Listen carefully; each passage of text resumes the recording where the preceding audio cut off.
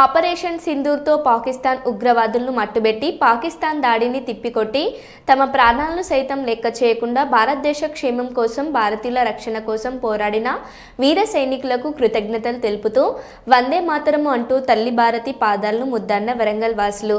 ఈ సందర్భంగా ర్యాలీలో పాల్గొన్న వారు మాట్లాడుతూ మువ్వెన్నెల జెండాలు పౌరుల భారత మాతకి జై అంటూ చేస్తున్న నినాదాలతో ఓరుగల్లు దేశభక్తికి చిహ్నంగా మారిపోయింది.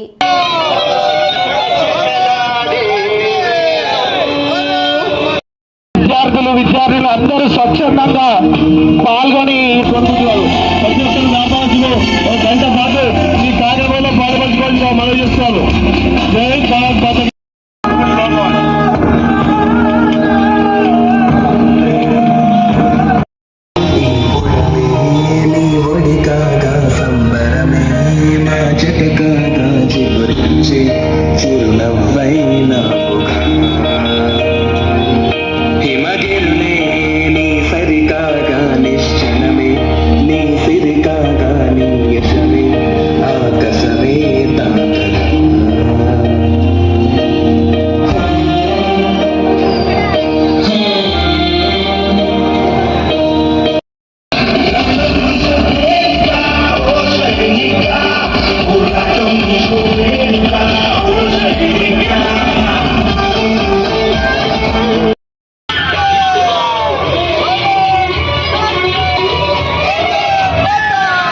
అందరం భాగస్వాములు కావాలని ఈ సందర్భంగా తెలియజేస్తూ మా అందరం ఎవరు పోకూడదు.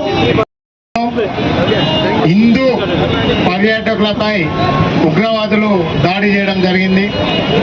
ఈ దాడిలో తన భార్య ముందు భర్తను, పిల్లల ముందు తండ్రిని మతం పేరుతో కాల్చి ఈ ఉగ్రవాదులు మన మతోన్మాదాన్ని తయారు చేయడం జరిగింది.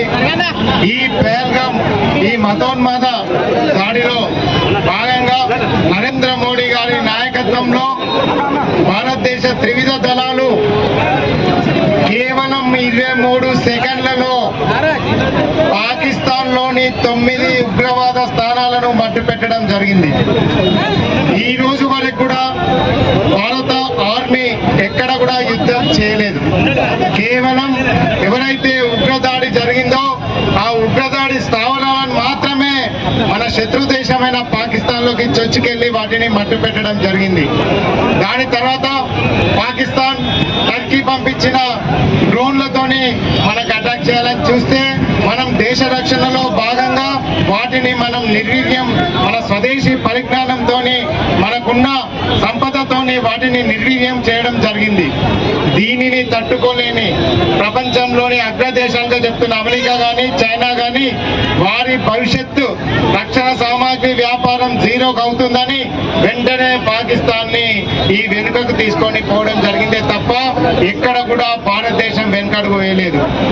ఈ రోజు నరేంద్ర మోడీ గారి నాయకత్వంలో ఈ రోజు భారత సైన్యం ప్రపంచానికే ఒక దిక్సూచిగా ఈ రక్షణ సామాగ్రిని చైనా అమెరికా కన్నా కొత్త సాంకేతిక పరిజ్ఞానంతో ముందుకెళ్తుంది.